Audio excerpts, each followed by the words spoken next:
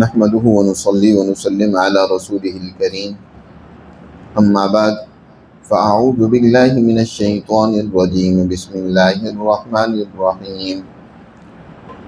والذين تبوأوا الدار والإيمان من قبلهم يحبون من هاجر إليهم ولا يجدون في صدورهم حاجة مما أوتوا ويؤثرون على أنفسهم ولو كان بهم خصاصة ومن يوق شح نفسه فأولئك هم المفلحون والذين جاءوا من بعدهم يقولون ربنا اغفر لنا ولإخواننا الذين سبقونا بالإيمان ولا تجعل في قلوبنا غلا للذين آمنوا ربنا إنك رؤوف رحيم صدق اللہ العظیم۔ یہ سورۃ الحشر کے پہلے رکوع کی آخری آیات ہیں۔ ان آیات مبارکہ میں اللہ سبحانہ و تعالی نے مسلمان جماعت کے لیے معاشی وسائل کے تقسیم کا ایک بنیادی اصول اور ضابطہ ذکر فرمایا ہے۔ جو کچھ مسلمان جماعت کو اموال حاصل ہوتے ہیں ان کی کچھ تفصیل اس طرح ہے کہ ایک تو یہ ہے کہ مسلمان جماعت جب اپنا ایک غلبہ، تسلط اور ایک حکمرانی اور ریاست کا نظام قائم کر لیتی ہے تو کچھ اموال وہ ہیں جو غیر مسلم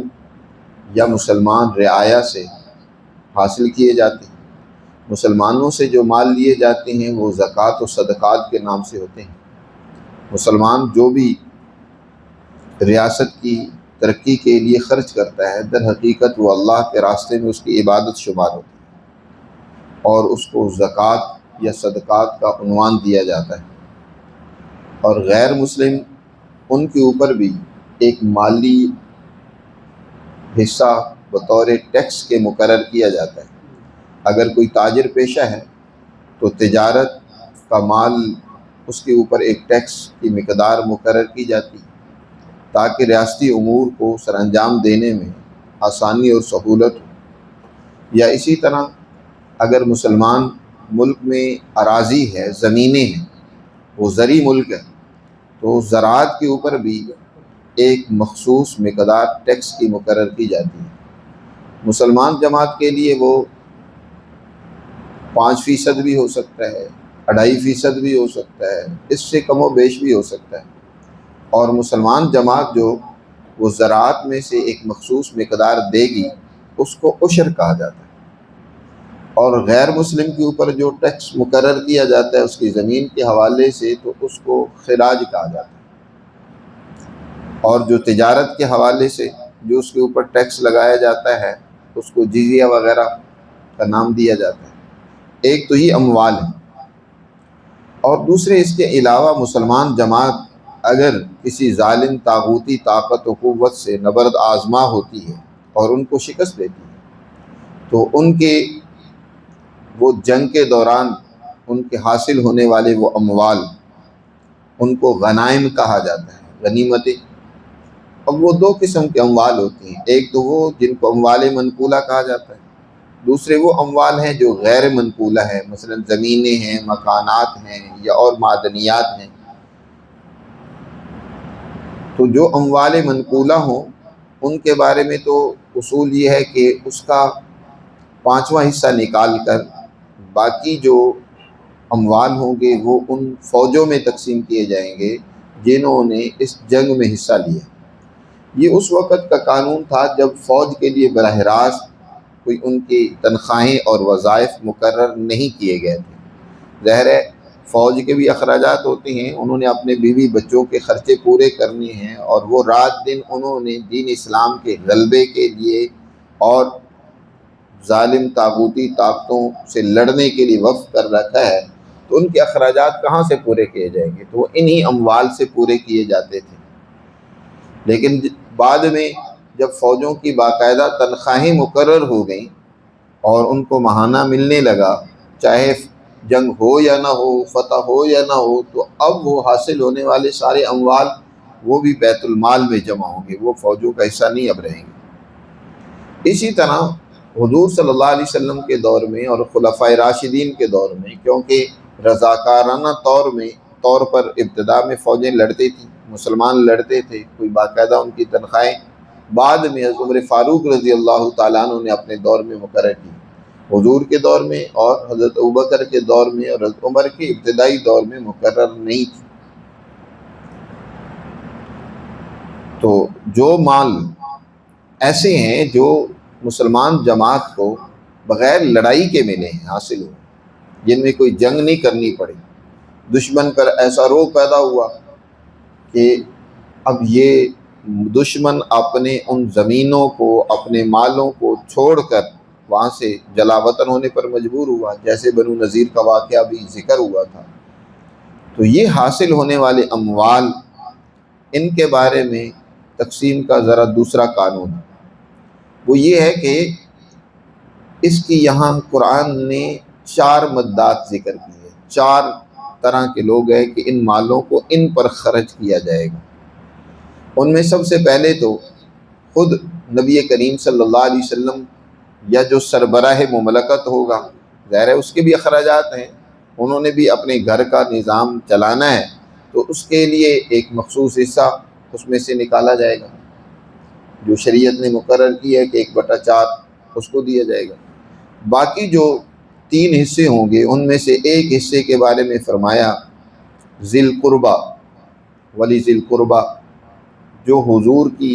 یا اس سربراہ مملکت کی وہ پارٹی کے ممبران ہیں، جو اس نظم مملکت کے چلانے میں وزیر، مشیر یا دیگر عملہ ہے جو کردار ادا کر رہا ہے اس میں، اور وہ ضرورت مند ہیں، تو ان کے اوپر اس کو خرچ کیا جائے گا، قرآن نے اس کو بیان فرمایا۔ اور ایک حصہ للفقراء المہاجرین کے لیے فرمایا کہ ہوگا، یعنی اس وقت نبی کریم صلی اللہ علیہ وسلم کی زندگی میں وہ مہاجرین جنہوں نے حضور کے ساتھ یا حضور سے پہلے مکہ سے یا مکہ کے ارد گرد دوسرے قبائل سے ہجرت کر کے مدینہ منورہ میں اس ریاست کو قائم کرنے میں کردار ادا کیا تھا،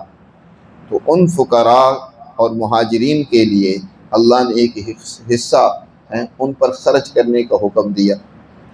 اور ایک حصہ ان انصار کے لیے خرچ کرنے کا حکم دیا،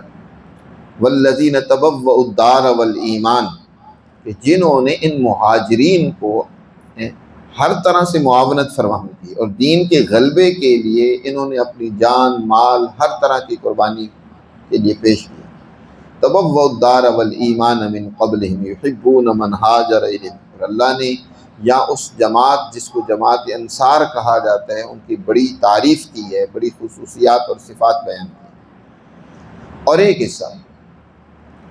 قرآن نے بیان کی، یہ 5ویں مد ہے، والذین جاءوا من بعدہم یقولون ربنا، شاید میں نے غلطی میں سے کہہ دیا کہ 4تھا حصہ حضور نہیں لیں گے، بلکہ 5 حصوں میں اس سارے مال کو تقسیم کیا جائے گا، جس میں سے ایک حصہ سربراہ مملکت اور دوسرا ایک حصہ اس کے دیگر اراکین اور پارلیمنٹ کے جو ممبران یا اس کام کی ذمہ داری اٹھانے والے جو لوگ ہیں، جن کو قربا سے قرآن نے یہاں تعبیر فرمایا ہے، جو اس کے قریب ترین اس کے کام اور عمل میں جو شریک ہوتے ہیں۔ 2 حصے ہو گئے، اور تیسرا مہاجرین کے لیے، اور چوتھا انصار کے لیے، اور 5واں ان کے لیے جن کا یہاں قرآن نے ذکر کیا والذین جاءوا من بعدہم۔ یہ مال ان لوگوں کے لیے بھی ہوں گے جو ان کے بعد آئیں گے، مہاجرین انصار کے بعد آنے والے تا قیامت جو مسلمان ہوں گے، ان کا بھی اس میں حصہ ہے، والذین جاءوا من بعد۔ اس آیت مبارکہ کو سمجھنے کے لیے حضرت عمر فاروق رضی اللہ تعالیٰ عنہ کے دور میں جب یہ عراق، شام کی سرزمینیں جو فتح ہوئیں، اور اس وقت یہ مسئلہ درپیش ہوا کہ ان زمینوں کو کیسے کیا جائے، تقسیم کیا جائے، یا ان کو اپنی سابقہ حالت پر برقرار رکھا جائے، اس بارے میں اس وقت ابتدا میں صحابہ کے درمیان میں 2 رائے قائم ہو گئی تھی۔ ایک رائے حضرت زبیر رضی اللہ تعالیٰ عنہ، حضرت عبد الرحمن ابن عوف، حضرت بلال رضی اللہ تعالیٰ عنہ کی تھی کہ ان زمینوں کو، اموال غیر منقولہ کو بھی مجاہدین میں، فوج میں تقسیم کیا جانا چاہیے۔ دوسری طرف حضرت عمر فاروق رضی اللہ تعالیٰ عنہ، حضرت علی رضی اللہ تعالیٰ عنہ، معاذ ابن جبل رضی اللہ تعالیٰ عنہ اور دیگر کئی ایک صحابہ کی رائے یہ تھی کہ ان زمینوں کو اور مالوں کو تقسیم نہیں ہونا چاہیے، بلکہ ان پر سابقہ کاشتکاروں کو ہی بحال رکھا جائے، قائم رکھا جائے۔ البتہ یہ زمینیں اسٹیٹ کی ملکیت میں ہونی چاہیے۔ یہ کئی دن تک بحث و مباحثہ چلتا رہا دونوں صحابہ کرام کی جماعتوں کے درمیان میں کہ ان کی صحیح پوزیشن کیا طے کی جائے، ان کے بارے میں کیا فیصلہ کیا جائے۔ آخر کئی دن کی بحث و تمحیص کے بعد حضرت عمر فاروق رضی اللہ تعالیٰ عنہ ہر وقت سوچتے رہتے تھے کہ کیا فیصلہ ہونا چاہیے۔ ایک رات قرآن مقدس کی یہی آیت ان کے ذہن میں آئی، یہ جو آج ابھی پڑھی ہے، والذین جاءوا من بعدہم۔ صبح کو انہوں نے تمام صحابہ کے سامنے تقریر کی اور یہ آیت بطور دلیل کے پیش کی کہ دیکھو، اگر ہم ان مالوں اور زمینوں کو تقسیم کر دیں تو بعد میں آنے والوں کے لیے ان میں حصہ کہاں ہوگا؟ قرآن تو کہہ رہا ہے کہ ان مالوں میں جو مسلمان فتح کریں گے ان میں ان کا بھی حصہ ہے جو بعد میں آنے والے ہوں گے، تا قیامت جو بعد میں آنے والے ہوں گے ان کی ایسی پوزیشن ہونی چاہیے کہ اس میں ان کا حصہ ہو۔ ان کا حصہ اسی صورت میں ہو سکتا ہے کہ وہ مال اسٹیٹ کی ملکیت ہو، حکومت کے پاس ہو، اور جو بھی حکومت ہوگی وہ بعد میں آنے والوں کی ضرورتوں پر خرچ کرے گی، ان کو حصہ ملتا رہے گا، اس میں سے براہ راست حصہ ملتا رہے گا۔ تو قرآن مقدس یہ کہہ رہا ہے کہ ان مالوں میں ان کا بھی حق ہے جو بعد میں آنے والے ہیں۔ صرف یہی نہیں کہ موجودہ لوگ وہ مالوں پر قبضہ کر لیں اور اپنی اولادوں اور نسلوں کو صرف کیا کر دیں، مالدار بنا کر چھوڑیں۔ اور اس کے ساتھ قرآن کے اس جملے سے بھی انہوں نے استدلال کیا کہ لا دولتم بین الاغنیاء منکم، کہ اسلام تو سرمایہ داریت کے خلاف در حقیقت ایک نظام پیش کرتا ہے۔ اسلام کا سارا معاشی سسٹم اور نظام وہ در حقیقت سرمایہ داریت کے خلاف ہے، یعنی دولت ایک جگہ مرتکز ہو جائے، مخصوص طبقے میں دولت پیدا ہو جائے، باقی عام لوگ، عام انسان دولت سے محروم ہو۔ اسلام کی یہ اجازت نہیں ہے، اسلام اس کی اجازت نہیں دیتا کہ کئی لا دولتم بین الاغنیاء منکم، تاکہ دولت صرف مالداروں کے درمیان ہی گردش کرتی رہے۔ جیسے آج ہمارے معاشرے میں طبقات ہیں، ایک الیٹ طبقہ ہے، بس وہی اور انہی کے خاندان دولت کی ریل پیل میں زندگی گزار رہے ہیں۔ تقسیم پاکستان سے لے کر آج تک وہی چند خاندان دولت مند ہیں، عام آدمی اس کی دن بدن حالت بد سے بدتر ہوتی جا رہی ہے۔ اسلام کے معاشی سسٹم میں یہ چیز انتہائی درجے کی ممنوع اور حرام ہے کہ دولت صرف ایک مخصوص طبقے کے درمیان رہے، بلکہ اللہ چاہتا ہے کہ دولت پورے معاشرے میں گردش کرنی چاہیے، ہر ایک کو اس میں سے اپنا حصہ ملنا چاہیے۔ اس کا طریقہ کار تقسیم کا ایسا ہو کہ ہر ایک اس سے حصہ پائے۔ چنانچہ حضرت عمر فاروق رضی اللہ تعالیٰ عنہ کی اس تقریر کے بعد تمام صحابہ کرام کا اتفاق ہو گیا کہ جس قدر بھی اراضی ہیں، اموال غیر منقولہ ہیں، وہ معدنیات ہوں، وہ دیگر قیمتی دھاتیں ہوں، وہ زمین ہو، وہ اسٹیٹ کی ملکیت ہوگی، وہ کسی فرد کو خاص طور پر بطور جاگیر کے الاٹ نہیں کی جا سکتی۔ اور اسی پر بعد کی حکومتوں میں، مسلم حکومتوں پر بھی عمل رہا ہے، یہاں تک کہ جب محمد بن قاسم نے اس ہندوستان کو فتح کیا تو ہندوستان کی زمینوں کے بارے میں بھی یہی فیصلہ ہوا کہ یہاں کی اراضی یہاں کی ہی قوموں کے پاس رہے، وہی اس کو آباد کریں، وہی اس کی کاشتکاری کریں، لیکن وہ اب ملکیت اسٹیٹ کی ہوگی، ان کی مالک اسٹیٹ ہوگی، کوئی فرد نہیں ہوگا۔ البتہ اس کا ایک مخصوص حصہ جو ہے وہ ان کاشتکاروں سے وصول کیا جائے گا، اگر وہ کاشتکاری کرتے ہیں تو ٹھیک ہے، نہیں کاشتکاری کرتے تو اسٹیٹ کو اختیار ہوگا کہ وہ زمین ان سے لے کر کسی اور کو دے دیں۔ چنانچہ اسی پر عمل ہوتا رہا مسلمانوں کے دور حکومت میں یہاں ہندوستان میں۔ جب انگریز آئے تو انہوں نے وہ ساری زمینیں اپنے قبضے میں لے لی اور پھر اپنے من پسند کے جاگیردار پیدا کیے، کاشتکار پیدا کیے، ان کو بڑی بڑی جاگیریں الاٹ کی۔ اچھا، پھر جب یہاں اس خطے کی آزادی کے لیے مشترکہ کاوش ہو رہی تھی تو اس وقت یہاں کی وہ حریت پسند جماعتوں نے جو تحریک آزادی میں اس خطے کی انگریزوں سے جنہوں نے آزادی حاصل کرنے کے لیے قربانیاں دیں، انہوں نے آپس میں یہ فیصلہ طے کیا تھا کہ اب اگر ہم اس خطے کو دوبارہ آزاد کر لیتے ہیں تو یہاں کی زمینوں کو اس سابقہ حالت پر لے جائیں گے، یعنی اسٹیٹ کی ملکیت ہوگی۔ کسی کے پاس وہ کوئی بڑی جگیر ہو تو باقی نہیں رہنے دی جائے گی، وہ اس سے جگیر لے لی جائے گی، اتنی ان کو دی جائے گی جتنی وہ کاشتکاری کر سکتے ہیں۔ مثلا 12 ایکڑ ایک خاندان کو دی جا سکتی ہے کہ وہ اس کو کاشت کرے، باقی کسی اور کو دی جائے گی۔ لیکن یہاں کے جو جاگیردار تھے وہ یہ کب چاہتے تھے کہ یہ زمینیں ہم سے لے لی جائیں، چنانچہ انہوں نے ہی اس وقت کی انگریز کی چاپلوسی کی اور ان کو اس پر آمادہ کیا کہ یہاں ہمارے اس خطے کو الگ تقسیم کر کے ہمیں دے دیا جائے کہ جہاں ہماری جاگیرداری برقرار رہے۔ یاد رکھو، اس پاکستان کے بننے کے پیچھے بہت بڑا ہاتھ ان جاگیرداروں کا بھی تھا، ان بڑے سرمایہ داروں کا بھی تھا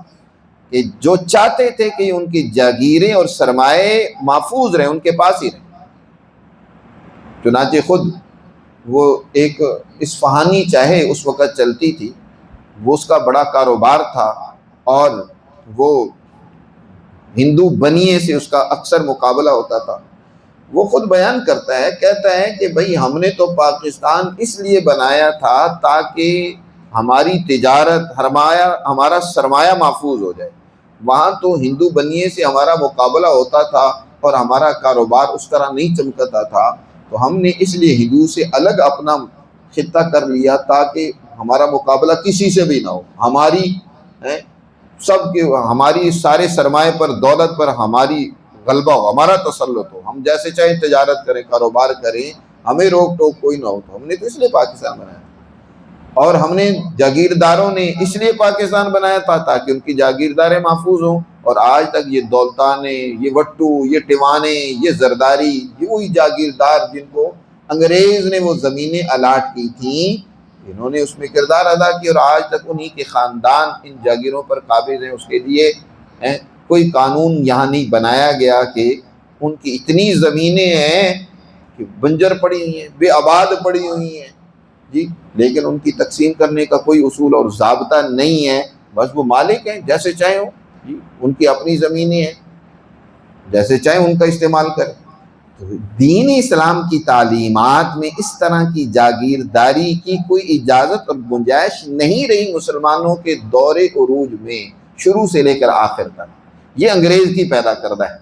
اور آج بہت سارے مسلمانوں نے اس کی اجازت دے رکھی، اور اپنی طرف سے بے شمار فتوے اور مسئلے تو جس معاملے میں بھی چاہو تمہیں مل جائیں گے۔ تو ایسے مفتی، ایسے علماء مل جاتے ہیں جو ایسے جاگیرداروں کو بھی تحفظ دیں، ایسے سرمایہ داروں کو بھی تحفظ دیں۔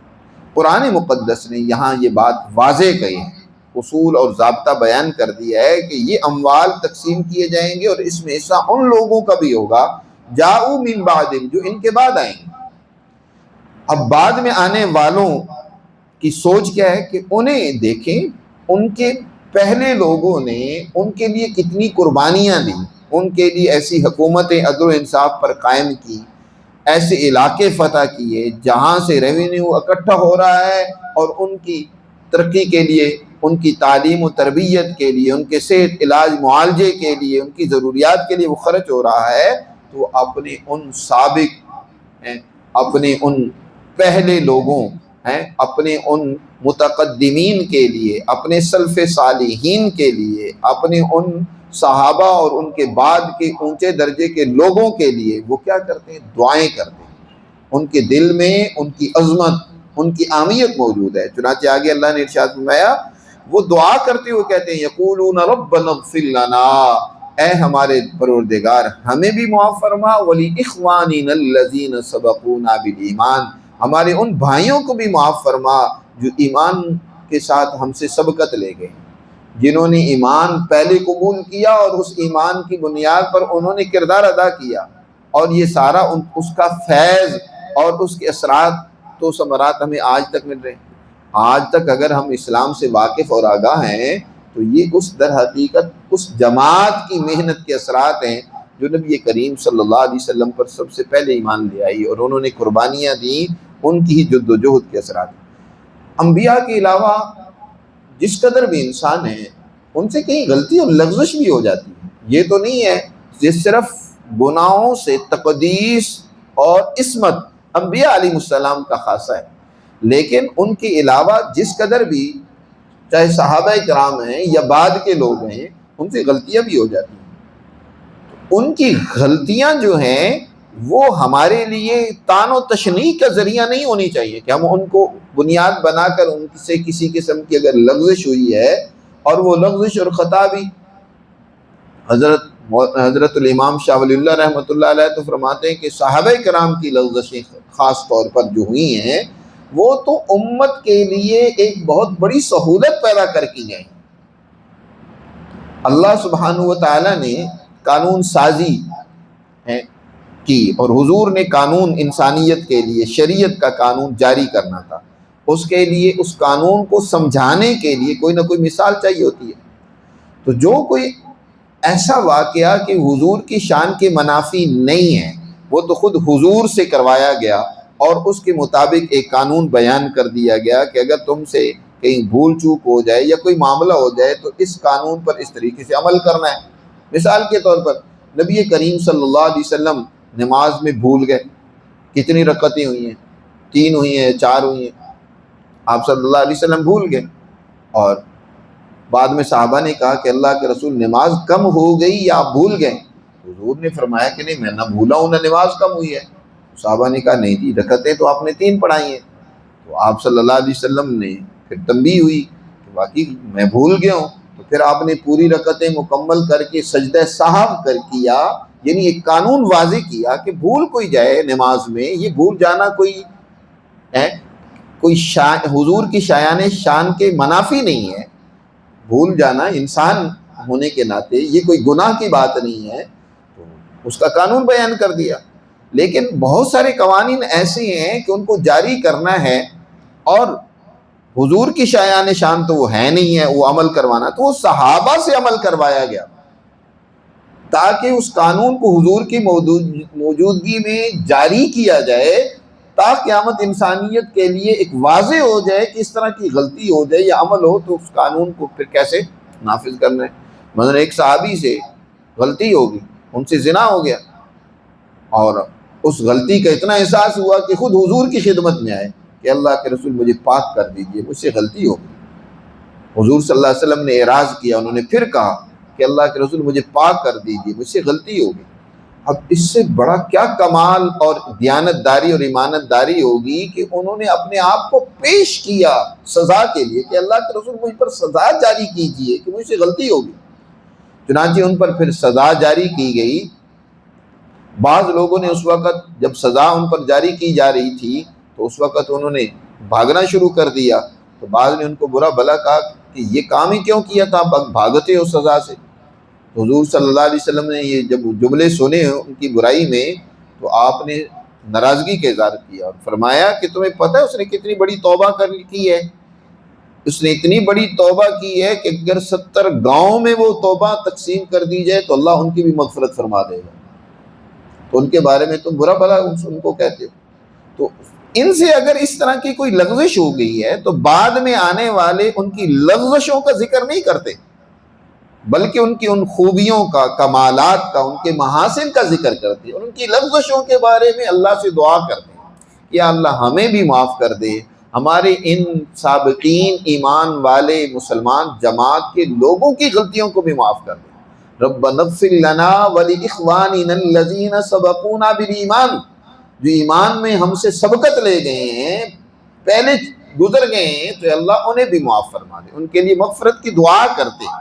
نہ یہ کہ ان کی غلطیوں کو نشانہ بنا کر الٹا لوگوں کے ذہنوں کو خراب کرتے ہیں۔ آج ایک طبقہ، عجیب بات ہے، ان کی ذہنیت اتنی گر گئی، اتنی ذہنیت تو یہودیت اور عیسائیت میں بھی نہیں ہے جتنی اس طبقے کی ذہنیت خراب ہو گئی کہ وہ صحابہ کرام کی ایک جماعت کے بارے میں نظریہ اور سوچ کیا رکھتا ہے کہ وہ گویا کہ بدترین لوگ تھے الیاذ باللہ۔ آج یہودیوں سے پوچھیں کہ بہترین لوگ کون تھے تو وہ کہیں گے اصحاب موسیٰ، موسیٰ علیہ السلام کے جو ساتھی تھے وہ سب سے بہترین تھے۔ عیسائیوں سے پوچھیں کون بہترین لوگ تھے تمہاری امت میں تو وہ کہیں گے حواریین عیسیٰ، عیسیٰ کے جو حواری تھے، جو ان کے ساتھی تھے، وہ سب سے بہترین ہیں۔ لیکن ان سے پوچھا جائے کہ سب سے بہترین کون لوگ ہیں تو یہ کہیں گے بدترین وہ لوگ تھے جو حضور کے ساتھ تھے، انہوں نے تو کیا کر لیا، فلاں کا حق کھا لیا، یہ زبردستی حکومت بنا لی، یہ کر لیا، وہ ایسی فضول قسم کے اعتراضات جن کی کوئی حقیقت نہیں۔ تو صحابہ کرام پر اعتراض کرنا اور ان کے بارے میں یہ سوچ رکھنا لیاذ باللہ کہ وہ بہترین نہیں تھے، وہ بدترین تھے، یہ اپنی اس اندر کی خباثت کا بیان ہے۔ حضور کی یہ شان کی تقدیس نہیں ہے، تنقیص ہے کہ حضور تو ایسی جماعت ہی تیار نہ کر سکے جن کے اندر خامیاں تھیں اور خوبی کوئی نہیں تھی۔